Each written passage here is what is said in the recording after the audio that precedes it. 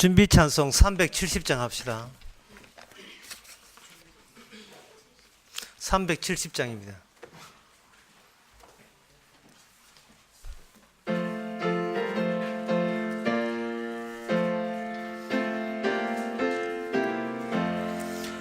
어두운 밤 시대리니 내 직분 지켜서 찬이슬 맺힐 때에 적시 일어나 해 돋는 아침부터 힘써서 일하라.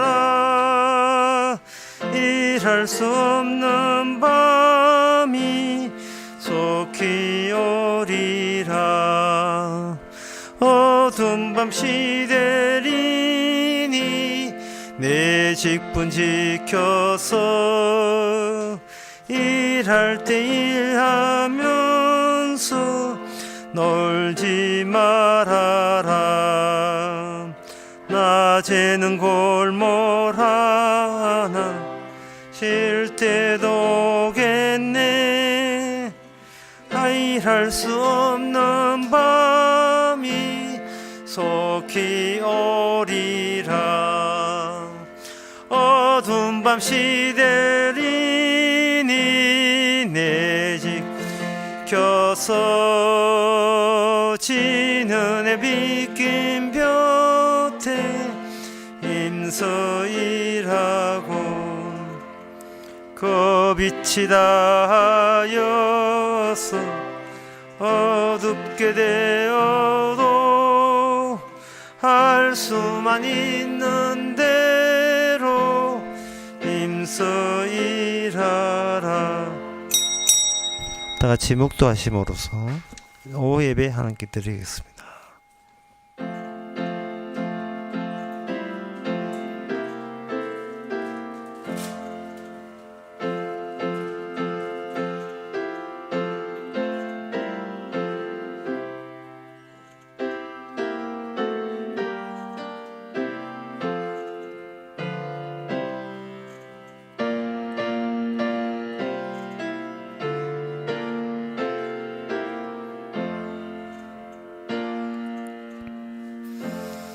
하늘에 계신 주여, 내가 주를 눈을 들어 주께 향하나이다. 종의 눈이 그 상전의 손을, 여종의 눈이 그 주무의 손을 바람같이 우리의 눈이 여호와 하나님을 바라보며 우리를 긍휼히 여기시기를 기다렸나이다.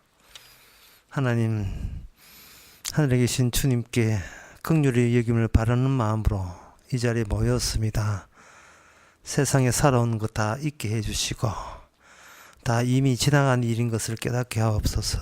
예수님 이름으로 기옵나이다. 아멘. 찬송가 513장 합시다.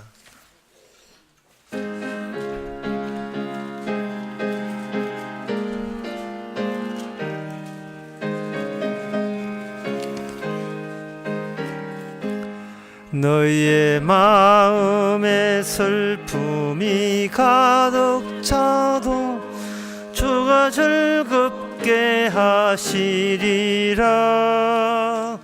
아침 해같이 빛나는 마음으로 너 십자가 지고 가라. 즐거운 마음으로 십자가 지고 가라. 내가 기쁘게 십자가 지고 가면 슬픈 마음이 위로받네. 때를 따라서 주시는 은혜로서 가난 심령의 힘을 얻고 주가 언약한 말씀을 기억하고 너 십자가 지고 가라. 즐거운 마음으로 십자가 지고 가라. 내가 기쁘게 십자가 지고 가면 슬픈 마음이 위로받네. 내가 맡은 일 성실히 행할 때에 주님 앞에서 상 받으리. 주가 베푸신 은혜를 감사하며 너 십자가 지고 가라. 즐거운 마음으로 십자가 지고 가라. 내가 십지옥에 십자가 지고 가면 슬픈 마음이 위로받네. 이 시간 한 마음으로 기도합시다. 기도 제목은 우리가 마음의 안정화 작업을 자꾸 시도하는 것이 버릇이 있는데 그게 화거입니다.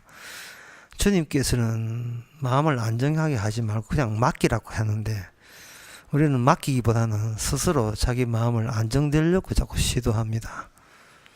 그러지 말고 흔들어 주시는 분도 하나님이시니 흔들리면 흔들리는 대로 그 맡기는 것이 바로 최상의 안정함이라는 것을 깨달을 수 있도록, 또 오늘 또 내일 또 무슨 일이 일지 모르지만 내일 또 맡기고 모레도 맡길 수 있도록 평생을 맡기도록 천국 생활 미리 땡겨서 하도록 다 같이 기도합시다.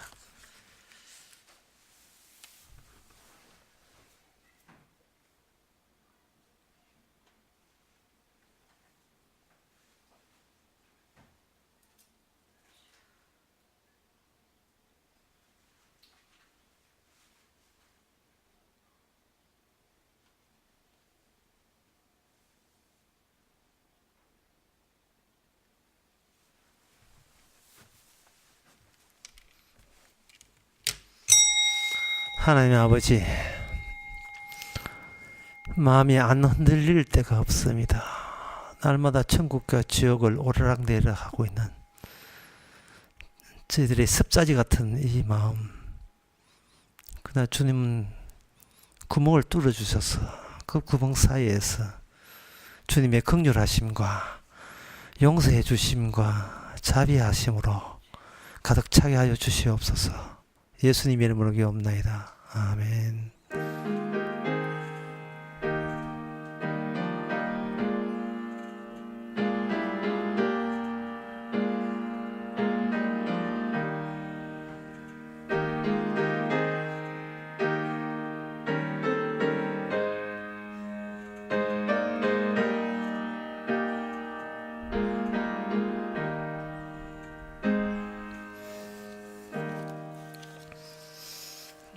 하나님의 말씀 봅시다. 하나님의 말씀은 신명기 25장 1절에서 4절까지입니다.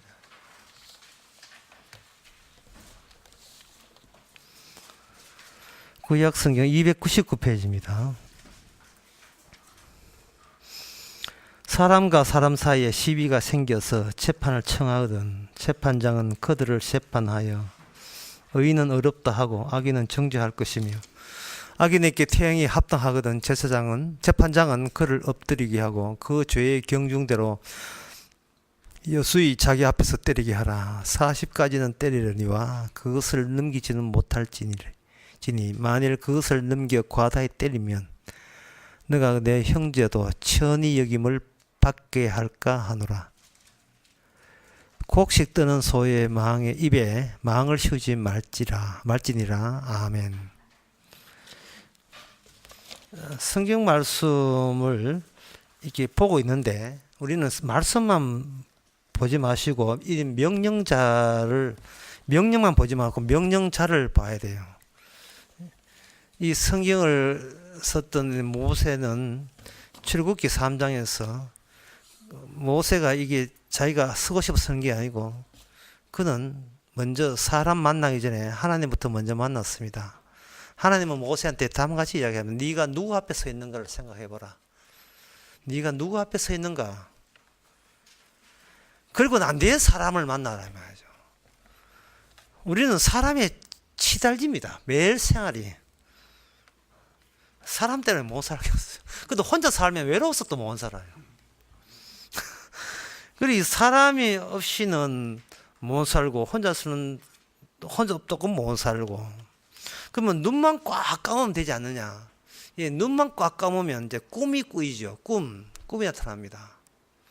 결국 인간은 살아가면서 꿈이냐, 혼자 있을 때 꿈 꾸는데 꿈이냐, 아니면 인간 세상이냐, 둘로 딱 나눠져요. 근데 그 인간 세상은 그렇게 생각하면 굉장히 복잡하지만 현대에 들어와서는 굉장히 간단하게 표현합니다. 그게 뭐냐? 시장이에요. 시장. 잠을 자면 모든 걸 잊어버리면 꿈이 되고, 눈만 뜨면 노동시장이 되고, 나 이 시장에서 남들은 나를 어떤 가치로 보느냐, 그게 보이고, 그거 짜증나면 낮잠 자면서 또 눈 감으면 되고, 그러면 꿈은 꾸이고. 그만큼 냉혹하다 이 말이에요. 이 세상에는. 세상이 우리를 어떻게 보는가 힘들지요. 그러면 여기에 대한 대책이 뭐냐 하면은 협상을 하는 겁니다. 양보를 하고 협상을 하는 거예요. 이걸 가지고 정치라고 이야기하는 겁니다. 그런데 25장 본문에 보면 사람과 사람 사이에 시비가 생겨서 재판을 청하거든 하고 재판 나오거든요. 반가운 단어죠. 요즘도 재판이 있으니까. 근데 재판 자체가 이게 정치입니다. 협상과 타협으로 되어 있어요. 그런데 여기는 이 성경 말씀 그렇지 않습니다. 재판장은 그들을 재판하여 의인은 의롭다 하고 악인은 정죄할 것이요. 이래 나와요. 이것은 둘이 좋은 게 좋다는 식으로 끝나는 게 아니고, 이 재판 과정을 통해서 너희들은 지금 누구 앞에 서 있느냐를 그걸 현실화하는 겁니다. 다시 말씀드리겠습니다. 모세는 주님 앞에 서 있는 반면에 인간 현실은 인간과 인간들끼리 있기 때문에 여기는 시장터입니다. 나 쓸만하지. 그러면 내 쓰고 돈도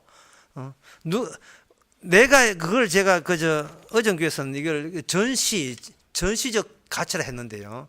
쭉 진열해 놓고 뽑아가라는 거예요. 나 이 괜찮잖아. 그 나를 채용해가지고 불이 묻고 내가 필요한 돈 달라는 겁니다. 이게 노동시장이에요.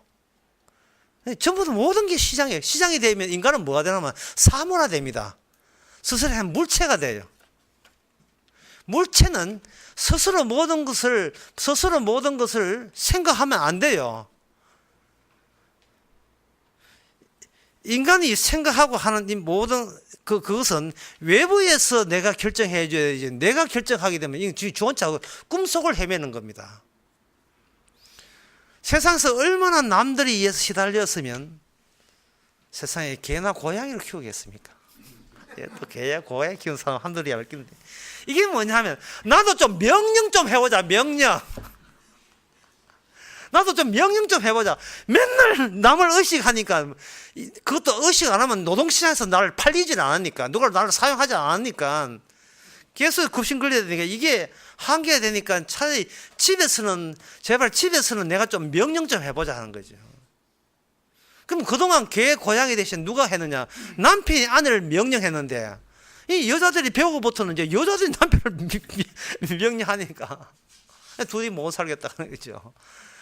서로가 자기의 반려견을 하는데, 지난 그 토요일 날 그 결혼식을 때문에 이제 바로 올리지 못하고 결혼식 다녀왔는데, 아이고 결혼식에 불 꺼놓고 하니까 귀신 나오는 것 같아요.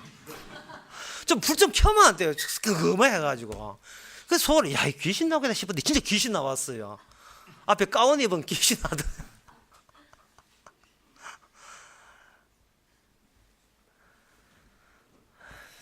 전부 다 내번 전시 효과, 보여주기 위한 거. 이제 그 복음을 알게 되면 진짜 고마웠다, 고마하자고 막 그런 것, 그런 정시적인 거, 스스로 가치를 높이는 짓은 이제 고마하고 싶은 거예요. 그런데 그것이 사람에서 분리되어서 뭐 깊은 산중에 기도원에 들어간다고 해야 되는 것이 아니고, 모세처럼 항상 주님 앞에 서야 됩니다.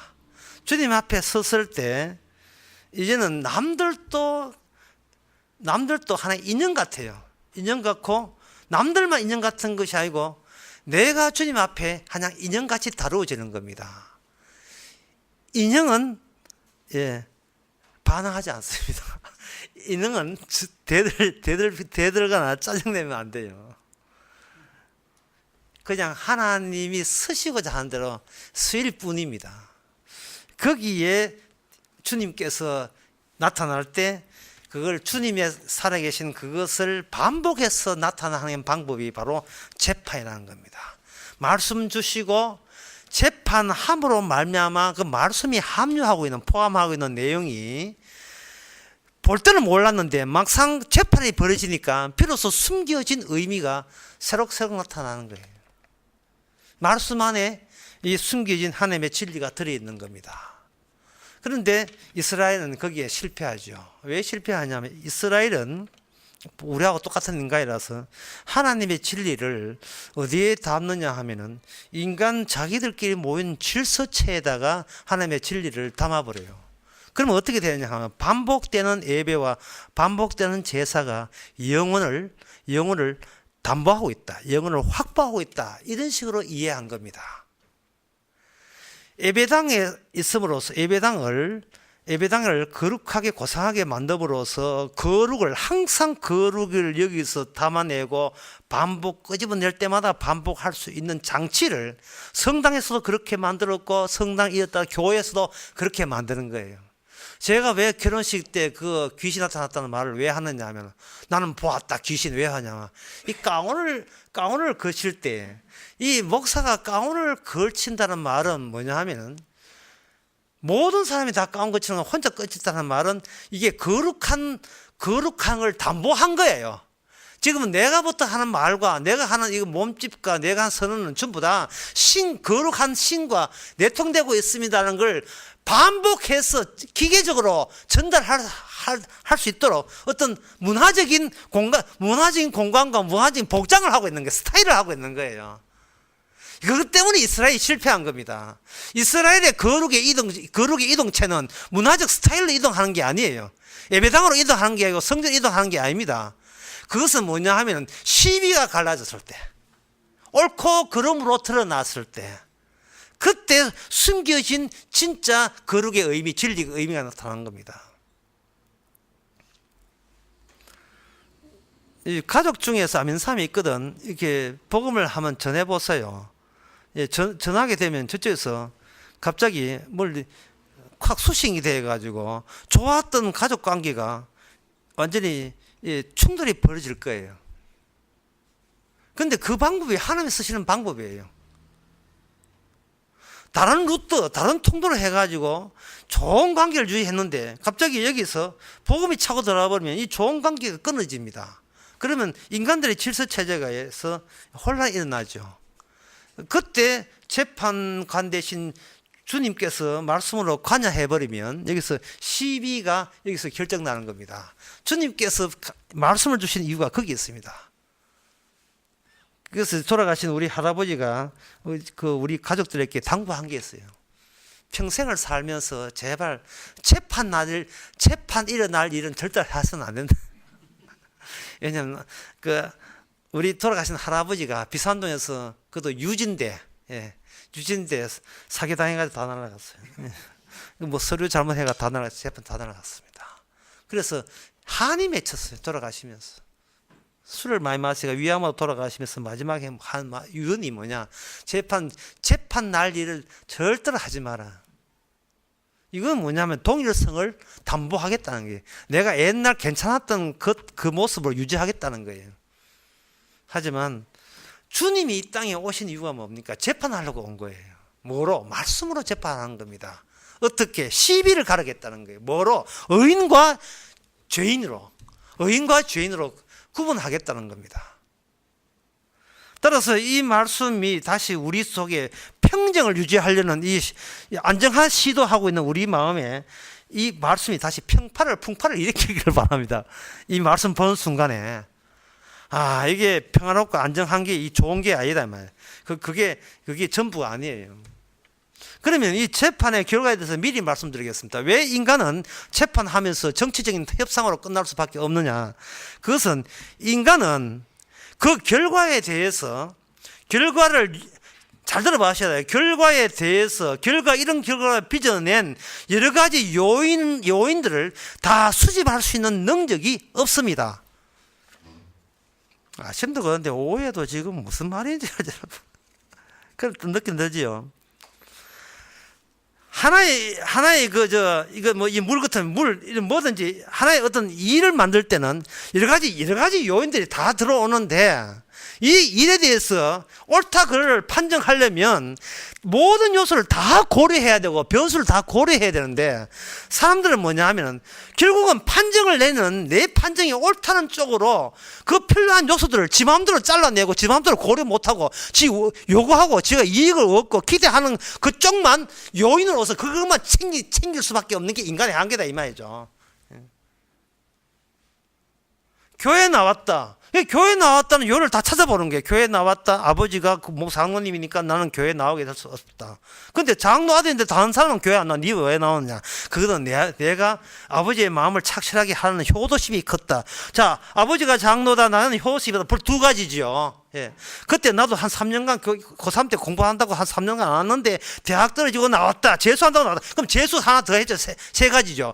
그래 모아봤자 뭐냐 하면 교회 나오는 것은 잘한 짓이라는 결론을 자기가 임의로 미리 뽑아내는 거예요. 교회 나온 짓 잘한 짓입니까? 지옥 갈 짓인지. 그건 지가 판단하면 안 돼요. 내가 율법이 아니기 때문에. 내가 판정관이 아니에요. 재판장은 주님 앞에 서 있어야 돼요. 주님 앞에서 내가 말하면 안 된다니까요. 주님이 말하도록 해야죠. 주님이. 우리가 모든 살아가는 이 모습이 자꾸 자기를 정당화하고 이런데, 정당화할 수 있는 근거는 우리가 판단이고 우리가 의미 조정이 아닙니다.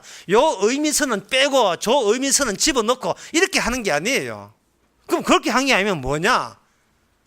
그럼 그 뭐냐 말이죠. 로마서 8장에 보면 누가 우리를 정죄하리요? 자기 아들을 아낌없이 내어주신 거예요. 십자가가 근거가 돼야죠. 십자가가 안다 해놓고 질문 딱 던져보면 답이 딱 십자가 안 나와. 하도 자기 정당화에, 평소에 자기 정당화, 난 옳다 여기서 매전하다 보니까 또 깜빡 그 또 십자가를 잊어버렸어요. 누가 우리를 정죄하리요? 누가 우리를 송사하리요? 주님께서 매일같이 심판 벌려놓고 매일같이 결론을 임의적으로 결정해버립니다. 재판 벌려놓고 우리 죄인 만들어놓고, 그런데 네가 죄가 없거든. 그것은 십자가 내 아들 죽음 때문에. 이런 식으로 자꾸 우리를 몰아가셔요. 우리께 알려주십니다. 십자가를 빠져버리면 우리는 어떻게 되는가? 이번에 이 일은 내가 실수하는 거다. 두 번 다시 그런 실수 안 해야지. 이렇게 되어버리면 내 신체가 나의 거룩함을 담보하고 그걸 확보하는 식이 되어버려요. 그러면 나는 우상이 되어버린다니까요. 나는 내 행동 이하에 따라서 내 구원이 결정되어버리면 내가 우상 되어버려요. 그렇게 되어버리면 내 행동 하나가 내 새로운 법을 제조하고 만들어내는 셈이 되는 겁니다. 미장하는데 이 머리 잘 안 나왔다. 두 번 다시 이 미장에 가는가 봐라. 이 미장안에 이 근처 미장안에 가는가 봐라. 뭐 이 나온다면 내가 이 미장안에 실수했구나. 그러면 딴 데 가야지 라고 했을 때, 벌써 그 자체가 나는 옳은 판단을 했다는 것을 근거로 해서 그런 내야 되잖아요. 그럼 근거를 해서 그게 하나님 앞에서는 벌써 사람들 앞에 네 혼자 있지, 주님 앞에 서 있는 네가 지금 누구 앞에 서 있는가를 또 잊어버린 겁니다. 우리가 누구 앞에 서 있는가를. 어떤 분이 그 예익장 찾는데, 그 심정을 내가 이해하기 위해서 예익장 찾는데, 예익장 어느 구석에 있어가지고 찾기 힘들어요. 예, 경기도 서울 근처 사시는 분인데 무려 30분을 지하철 잘못 타가지고 헤맸답니다. 30분을. 비도 오지요. 그 지하철역이 또 이상하게 돼 있어요. 하여튼 지금 결혼식 전 지났는 30분 헤매보세요. 얼마나 걱정되겠어요. 자, 그렇다면 30분 늦게 왔습니다. 자, 복음의 공식에다 한번 적용시켜요. 복음의 공식 적용시켜 봅시다. 복음의 공식에 적용시키면 뻔합니다. 나가 나된 것은 하나님의 뜻이다. 합령하여 선을 이룬다. 이 복음의 공식이거든요. 짜증나는데 어떻게 해요? 그건 공식이고, 그건 이론이고, 그건 이론이고, 그건 공식인데, 다 합령하여 선을 이루기 위해서 늦었다. 이게 앞뒤가 맞는 거예요. 왜 30분 일찍 와도 되는데 왜 주께서 늦게 오신 이유를 모르겠다는. 늦게 오신 이유가 뭐냐? 짜증 내게 하신 거예요. 짜증 내게. 왜 짜증 내야 됩니까? 뭔가 기대한 게 있을 거예요. 내 인생은, 나는 내 인생 내가 알아서 착실하게 살아가고 있으니까 주님 너무 염려하지 놓으세요. 염려 놓으시고 걱정하지 마세요. 라는 이것이 아까 거룩을 담보해서 내 안에서 매일같이 내가 원하기만 하면 거룩이 쏟아지고 원하게 하면 착함이 쏟아지는 그런 기계장치를 자기가 딱 소유하고 있는 이 잘못을 저지른 겁니다. 아니에요? 모든 사람이 그렇게 살아가고 있는 거예요. 그래서 말씀을 가지고 늘 이렇게 주께서 날마다 재판을 벌리시는 겁니다. 그럼 재판은 어디까지 가느냐?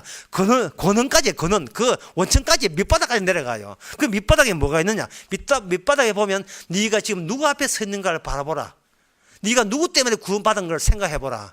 네가 평소에 행동을 반듯하게 해서 구원받는 게 아니고 주께서 너를 위해서 십자가 피 흘림으로 구원받던 사실을 너는 그 원천에서 깔려있는데 네 그걸 자꾸 놓치고 있구나 하는 것을 다시 한번 새겨주는 그런 입장에서 재판회가 되는 거예요. 이미 재판은 시작됐고 재판의 결말도 끝났지요. 내가 옳으냐 네가 옳으냐가 아니죠. 나는 항상 옳지 않다는 거, 그러다는 사실을 십자가 앞에서 노출시키는 재판, 그 재판을 하는 겁니다. 오늘 본문에 보면 여기 40대 얻어맞는 사람 있죠. 얻어맞는 사람 보고 이 본문이 만약에 이 현실이 이런 현실이 있다면 우리는 옆에서 얼마나 고소하겠습니까? 안 그래도 내가 편락했는데 잘 걸렸다. 제사장한테 걸리가지고 40대 맞지? 좀 심하게 때려주세요. 제 말고 딴 데 있거든요. 심하게 때려주세요. 이렇게 하니까 재판장이 눈 팍 보시면서 하는 말이 뭐냐 하면은 2절 때 말씀 딱 합니다. 30대보다 더 하지 말아야 했거든. 여기 보면 40대까지만 때리고 이 이유가 넘어가지 말아야 했다 이 말이죠. 이는 인간의 감정적 문제가 아니라는 겁니다. 왜 40대냐? 뭐 인체의 신체가 그까지 견뎌서 그런가? 숫자를 너무 심하게 언급할 필요 없지만 여기 40대라 하는 것은 고난의 극치라 정도로 이해하고 싶어요. 왜냐하면 예수님께서 40일 동안 금식했기 때문에. 머리 너무 많이 나가지도 마세요. 그래 되면 또 사기꾼 냅니다. 자, 그렇다면 이 재판을 오늘 재판에 사례가 있어요. 그걸 우리가 알아야 됩니다. 그게 사사기에 나옵니다. 사사기를 재판관이라 합니다. 그런데 이 사사기, 여기 신명기에서는 사람과 사람 사이 재판이 일어났지만 이미 사사기에 넣어가 버리면 이미 이스라엘 국가 자체가 하나님 율법을, 이런 말씀을 개무시해 버립니다. 살기 바쁜데 언제 주인 말씀 챙깁니까? 그래서 그때 어떻게 되냐? 하나님께서 이스라엘 전체 자체를 피고로 간주해 버립니다. 피고로 간주해가지고 재판장은 주님이 되시고 주의 이름이 되시고 주의 이름이 재판할 자격도 없는 자를 임시 판사로 이렇게 임시로 판사로 만들어버려요. 그러니까 이거는 계속 판사되는 게 아니고 임시로 판사를 만들어버립니다. 대표적인 것이 사사기에 보면 거기 기드온 나오죠. 기드온 사사. 기드온. 그 사람은 방앗간 하던 사람이고 농사 짓는 사람이죠. 절대로 이거 재판할 사람이 아니에요. 본인도 알아요. 안 하겠다 하는데 자꾸 문제 해가지고 지금 3수 만에 됐잖아요. 본인이 안 하겠다 그렇게 했는데 안철수가 네가 해라 다음에 내가 할게 해가지고 이제 양보해가지고 그러면 내가 할게 이렇게 한 거죠. 안철수는 또 화내겠다만. 이 기도원은 아무것도 할 줄 모르는 게 아무것도 할 줄 모르는 거예요. 제가 안양 공부하면서 우리 성도에게 질문을 던졌어요. 다음 중 성도가 해야 될 것은 1. 바르게 산다. 2번 아무것도 아니다. 몇 번입니까? 성도는 바르게 사는 자가 성도가 아니고 자기가 아무것도 아닌 자를 아는 거예요.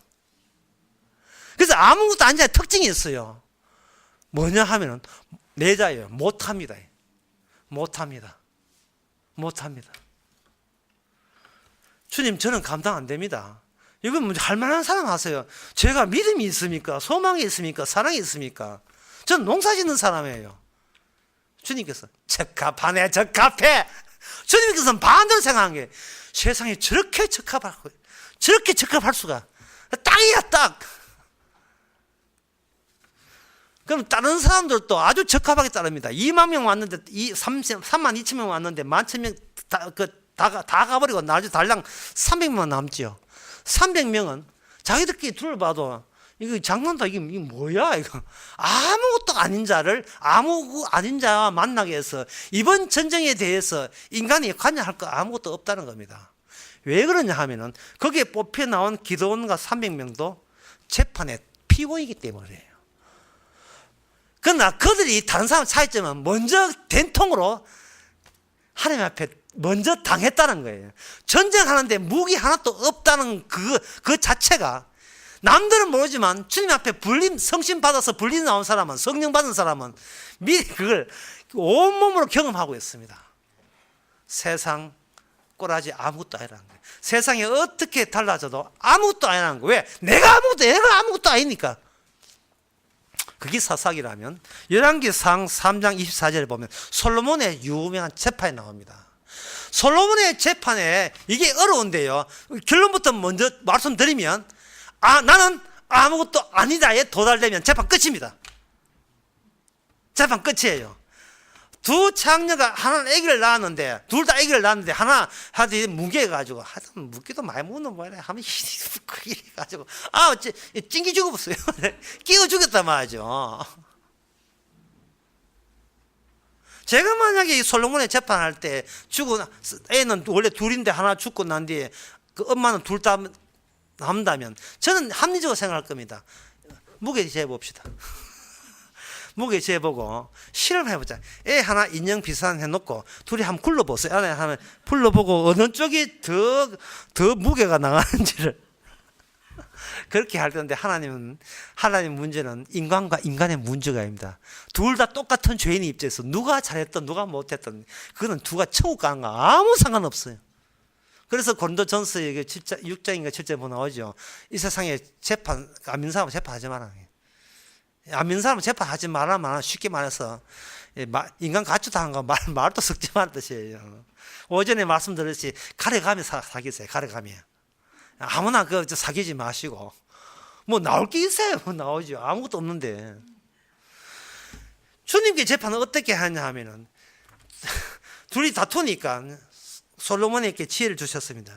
이것들이 너희들이 지금 누구 앞에 서 있는가 생각하라. 둘 다 잘못은 나는 아기를 가졌다는 것, 내가 소유했다는 것, 나는 아기를 소유해서 키워야 될 그런 입장에 있으니까 나는 그런 가치가 있다는 걸 둘 다 주장합니다. 둘 다 똑같은 주장을 하니까 둘 다 분쟁이 생긴 거예요. 둘 다 죽었다고 생각하면 분쟁 생길 일이 없어요. 하나님께서는 솔로몬에게 지혜를 주십니다.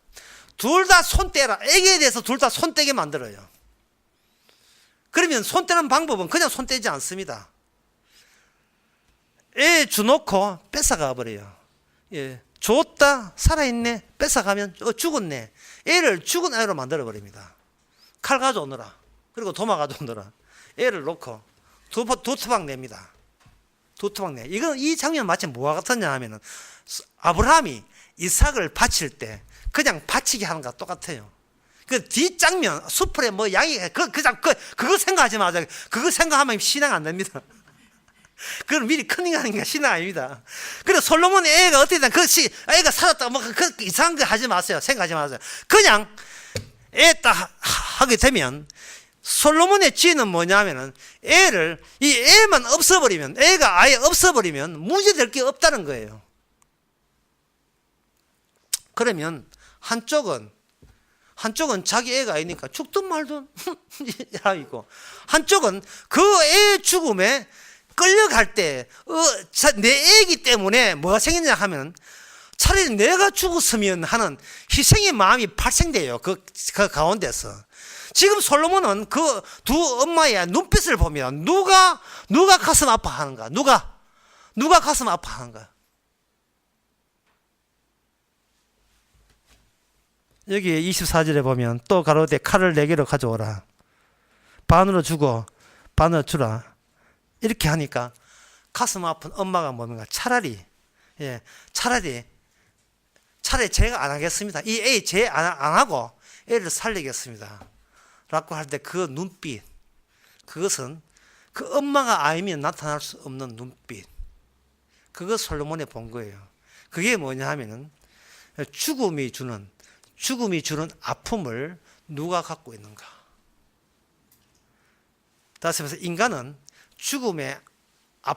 주님 주시는 그 죽음의 아픔을 감각을 갖고 있어야 되고, 그리고 나부터 내 것 있다고 생각하는 사람, 또는 내 것부터 출발하는 사람은 내 것만 없으면 상관없이 되겠죠. 원천적으로 따져서 이 두 아들의 존재와 두 어미의 존재는 여기서 하나님의 지혜 또는 하나님의 재판의 정령을 보여줍니다. 정령. 그래서 한 말씀을 마치겠습니다. 아파야 돼요.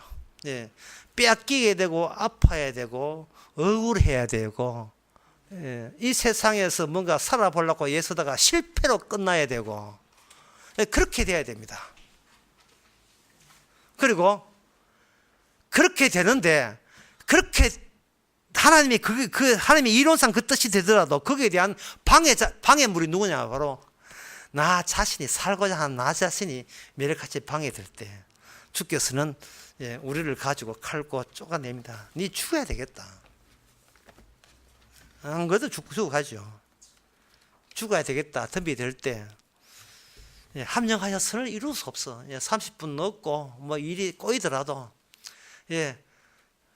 뭐 주의 뜻이면 죽여 주옵소서. 물론 예기장 30분 넘었다가 죽지는 않지만, 죽이지는 않겠지만, 나의 모든 위선과 체면과 나는 착실하다, 나는 약속 잘 지키는 사람이다, 이 모든 것이 주님의 칼로 완전히 죽을 판입니다. 그럴 때 생각나는 것이 뭐냐 하면 누가 너를 송사하리요. 로마서 8장 33절, 누가 누굴 택하신 자를 누가 송사하리요. 의롭다 하신 이를 하나님이신 누가 정죄하리요. 주님께서는 우리의 밥 먹고 사는 문제를 보는 게 아니고 우리를 가지고 뭘 보냐, 너는 죄가 있었는데 정죄함이 없다는 그러한 재료로 우리의 몸들을, 우리 인생을 놓고 지금 활용 중이고 사용하는 중입니다. 그러니까 우리가 주님 앞에 설 때는 내 나름대로의 어떤 꿈과 희망은 다 부질없는 거예요. 다 소용없는 거예요. 주님께서는 우리를 달리 사용하는데, 그 달리 사용하는 것을 순간순간 우리를 감잡아야 돼요. 이게 주님이 매일같이 재판하시고 매일같이 살려내시는 취지입니다. 기도하겠습니다. 하나님 아버지, 누가 잘났나 내가 잘났나, 결국 인간들 모여봐야 정치적 협상과 양보와 타협, 그것으로 끝나지만 주께서 벌리는 재판 속에서 주께서 어떤 식으로 활용하는지를 깨닫게 되어서 감사합니다. 설사 우리가 죽는 한이 있더라도 선하신 대로 이루어지기를 기도할 수 있는 저희들 되게 하옵소서. 예수님 이름으로 기도합니다. 아멘. 찬송가 511장 합시다.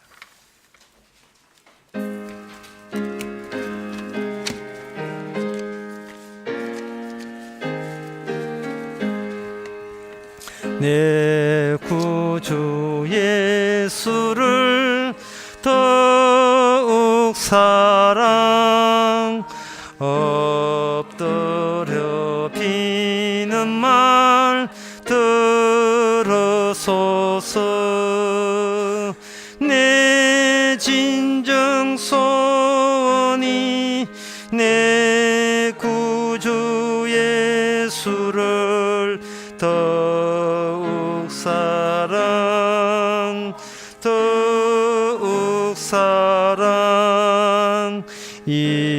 이전엔 세상 나 기뻤어도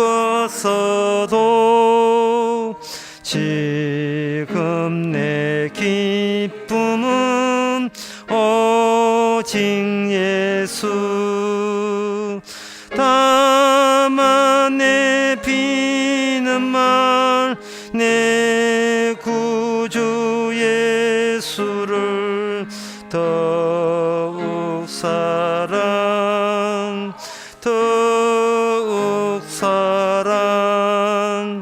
이 세상 떠날 때 찬양하고 숨질 때 하는 말 이것일세 다만 내 비는 말 내 구주 예수를 더욱 사랑